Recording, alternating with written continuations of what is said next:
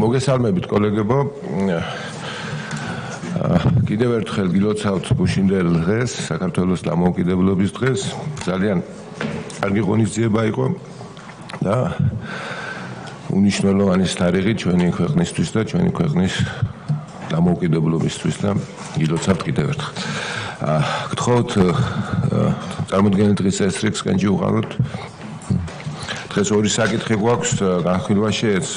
პირველი არის საქართველოს პარლამენტის წევრების მიერ საკანონმდებლო ინიციატივის წესით წარმოდგენილი საქართველოს კანონის პროექტი თამბაქოს კონტროლის შესახებ საქართველოს კანონში ცვლილების შეტანის თაობაზე. მოხსენებელი საქართველოს პარლამენტის წევრი ქალბატონი მარიამ ლაშხი. გთხოვთ ქალბატონი მარიამ. მოგესალმებით, მივესალმები საზოგადოებას, ბატონო შოთა, მეც შემოგიერთდებით და მიულოცავ ჩვენს ქვეყანას, ჩვენი ქვეყნის დამოუკიდებლობას. დღეს ისე როგორც არასდროს ჩვენი ქვეყანა არის დამოუკიდებელი და ამას ძალიან დიდი ძალისხმევა სჭირდება, რომ შევინარჩუნოთ და კიდევ უფრო გავამტკიცოთ. წარმოგიდგენთ პირველი მოსმენით განხილვისათვის საქართველოს კანონის პროექტს თამბაქოს კონტროლის შესახებ საქართველოს კანონში ცვლილების შეტანის თაობაზე.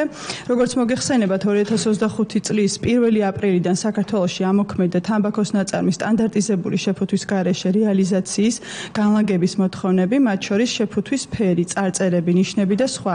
აღნიშნული წესი გავრცელდა სიგარელაზეც. თამბაქოს სხვა ნაწარმისგან განსხვავებით, სიგარილა უმეტესად ხელით მზადდება. შესაბამისად, სიგარილა შეფუთვა სტანდარტიზების მოთხოვნების გავრცელება ტექნიკურად რთულია და ეკონომიკურად არაგონივრული. იმპორტიორები წააწყენ სერიოზულ პრობლემას მწარმოებელთან, რადგან იმ მინიმალური რაოდენობის პროდუქციის ახალი შეფუთვით ბეჭვდა და დამზადება, რასაც საქართველოს ბაზარი მოიხმარს, არ შედის მათ ეკონომიკურ ინტერესში და უარს აცხადებენ წარმოებაზე. ეს ნეგატიურად აისახება საქართველოს სახელმწიფო ბიუჯეტზე და ამცირებს იმპორტიორთა მოგებიანობას.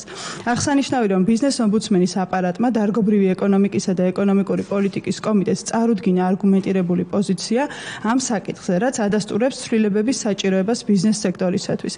საერთაშორისო პრაქტიკას რომ გადავხედოთ, საფრანგეთის მსგავსად საქართველოში უმრავლესობა ქვეყნებმა, რომლებმაც დაანერგეს სიგარეტის სტანდარტიზებული შეფუთვა, სიგარილასა და სიგარაზე გამონაკლისი გაავრცელეს. ასეთებია ბელგია, რომელმაც 2019 წელს დაანერგა, ლუქსემბურგი, რომელმაც იგივე მიდგომა გამოიყენა სიგარილასთვის გამონაკლისის გავრცელების კუთხით. სიგარილა არ არის სტანდარტული მოხმარების თამბაქოს ნაწარმი, მისი ფასიდან და სპეციფიკური მახასიათებლებიდან გამომდინარე, მისი მოხმარება არის ფუფუნების საგანი. შესაბამისად, თამბაქოს ნაწარმის შეფუთვის სტანდარტიზების რეგულაციის თავდაპირველი მიზანი თამბაქოს ნაწარმის როგორც უარყოფითი გავლენის მქონე პროდუქტის საზოგადოებისთვის მიმზიდველობის ხარისხის დაწევა სიგარელას შემთხვევაში არ მიიღწევა და აქვე არის ხაზი გასასმელი, რომ სიგარილათი და სიგარათი მოწევას არავინ იწყებს.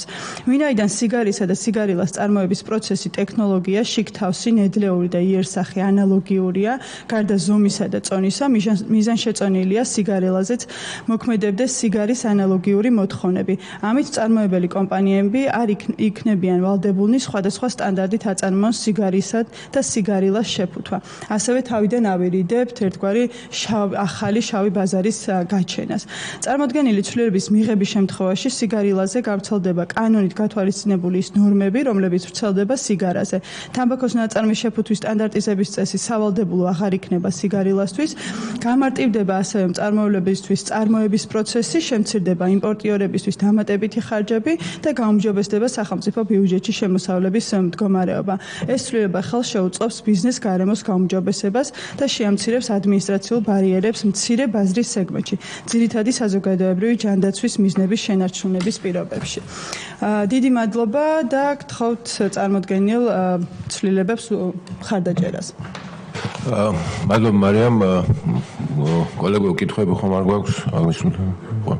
ჩვენთვისაც არგუმენტირებულად და ლოგიკურად ახსნილია, რატომ არის საჭირო აღნიშნული ცვლილება. გთხოვთ განჯიუყაროთ ამ პროცესს. მადლობა. ამით პირველი საკითხი დახურულია, გადავიდეთ მეორე საკითხზე. ეს არის საქართველოს მთავრობის მიერ რატიფიცირებისთვის წარმოდგენილი საქართველოს და აზიის განვითარების ბანკს შორის სასესხო შეთანხმება. მოხსენებელი საქართველოს ფინანსთა მინისტრის პირველი მოადგილე ბატონი გიორგი გაგაურძე. გთხოვთ ბატონო გიორგი. დიდი მადლობა, მოგესალმებით. ულოცავთ ეს ჩვენს სამშობლოს გუშინდელ დღეს და დამოუკიდებლობის დღეს. და უსურვებ რომ ძალიან დიდი ხნის განმავლობაში ძალიან დიდ ხანს იყოს ძლიერი და ისეთი ქვეყანა რომელიც გვიამაყება ყველა თითოეულ ჩვენთანაც. რაც შეეხება დღევანდელ საკითხს, წარმოგიდგენთ აზიის განვითარების ბანკთან ახალ ხელშეკრულებას, საკმაოდ მნიშვნელოვანი პროექტი, ეს არის ენერგიის დამაგროვებელი ბატარეების მშენებლობის პროექტი, რომელიც იგეგმება ქსნის ქვესადგურის ტერიტორიაზე, სახელმწიფო ელექტროსისტემის ქვეშ იქნება სახელმწიფო ელექტროსისტემა უზრუნველყოფს აღნიშნული პროექტის განხორციელებას. პროექტი მნიშვნელოვანია ორი მხრივ, ერთი რომ თვითონ ენერგოუსაფრთხოების კუთხით არის ასე ვთქვათ უმნიშვნელოვანესი კომპონენტი იმისათვის რომ რაიმე ნებისმიერი ავარიის და მსგავსი სიტუაციის შემთხვევაში უზრუნველყოფს რომ არ გაითიშოს ძირითადი ქვესადგურები, რაც საბოლოო ჯამში ენერგიის უწყვეტად მომარაგების შესაძლებლობას იძლევა, მაგრამ გარდა ამისა მეორე მხრივ არის მნიშვნელოვანი ეს შესაძლებლობას გვაძლევს დამატებით დაახლოებით 750 მეგავატი განახლებადი ენერგიის სადგურები, ანუ მზეზია ძირითადად საუბარი დაერთოს ქსელს, ამის გარეშე ეს უკვე შეუძლებელი იქნებოდა. ეს არის ძალიან მნიშვნელოვანი პროექტი. ჩვენ ეს პროექტი შევაფასეთ, ანუ 22 წელს დავიწყეთ ამაზე მუშაობა ელექტროსისტემასთან და ეკონომიკის სამინისტროსთან ერთად.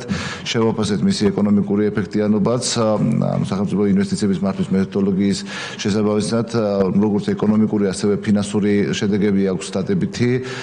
მათ შორის, რომ გავაკეთეთ, რომ ამას მომსახურებას სახელმწიფო ელექტროსისტემა თავისი შემოსავლებით ამ პროექტიდან მიღებული შემოსავლებით სრულად დაფარავს, როგორც ძირს, ასევე სესხის მომსახურებას და შესაბამისად დაგეგმილია სესხად გადაეცეს ელექტროსისტემას ეს თანხა, განსხვავებით იმისგან, რომ ვალუტის რისკი არ გვინდა რომ ელექტროსისტემას კონდეს, ამიტომ ჩვენ დოლარში, ევროში ვცეცხლობთ, თუმცა ლარში იქნება ელექტროსისტემას გადასესხებული და ეს პირველი პრეცედენტია შეიძლება ითქვას, რომელიც გადასესხების სხვა პირობებს ვდებთ, ვინაიდან ელექტროსისტემისთვის კურსის რისკი ერთ-ერთი მნიშვნელოვანი ნაწილი იქნებოდა. ამიტომ საბოლოო ჯამში ჩვენ ვცეცხლობთ 97,873,000 ევროს, დაახლოებით 104 მილიონი დოლარის ეკვივალენტია და ეს თანხა გადაეცემა უკვე შესაბამისი ათვისების მიხედვით ლარში, რაც გამოვა, სესხად ექნება სახელმწიფო ელექტროსისტემას და ამ სესხს მოემსახურება ელექტროსისტემა. თვითონ პირობებს რაც შეეხება არის 25 წლიანი სესხი, 5 წელი გვაქვს შეღავათიანი პერიოდი, რაც შეეხება საპროცენტო განაკვეთს, ევრიბორზე დაფუძნებულია, 6 თვიანი ევრიბორს ემატება 0,7% ფიქსირებული მარჟა. ეს არის საპროცენტო განაკვეთი. დიდი მადლობა. წარმოდგენილი ხელშეკრულების დეტალებისთვის ერთი კითხვა მაქვს მხოლოდ ესა თქვენ მზანეთ რომ სესხი იქნება ევროში და შემდეგ გადასესხება მოხდება ლარში ელექტროსისტემის უბრალოდ მაინტერესებს ამ შემთხვევაში პროცენტის განაკვეთი რა არის დაგეგმილი? რაც დავთვალეთ პროცენტის განაკვეთი ჩვენ ავიღეთ ისე რომ რისკი ნაკლები ქონოდა ელექტროსისტემას, ამიტომ ყველაზე დიდი რისკი ელექტროსისტემის არის კურსის რისკი. სხვა რისკი ამ პროექტის შემთხვევაში ელექტროსისტემას არ აქვს და დავთვალეთ თუ რამდენი პროცენტიანი სესხის მომსახურება შეიძლება. საშუალოდ 6%-იანი სესხის მომსახურება შეძლებს. აქაც გვინდა რომ განსხვავებით ევრიბორზე დაფუძნებული და გარკვეული ფიქსირებული პროცენტი კონდეს ელექტროსისტემას, რომ გათვლა კონდეს მომავალში თუ რა უნდა კონდეს გადასახდელი 2 წლის განმავლობაში და არ იყოს დამოკიდებული ბაზარზე ცვლილებებზე. საშუალოდ 6%-იანი სესხი გამოდის. ეხლა დიახ. ან მაგარია. კარგით, კოლეგებო, გთხოვთ კენჭი უღაროთ ხელშეკრულებას. მადლობთ. დიდი მადლობა. დიდი მადლობა ბატონო გიორგი. ლევანდელი კომიტეტის თომამ დასრულებულია. მადლობთ მომზადებისთვის.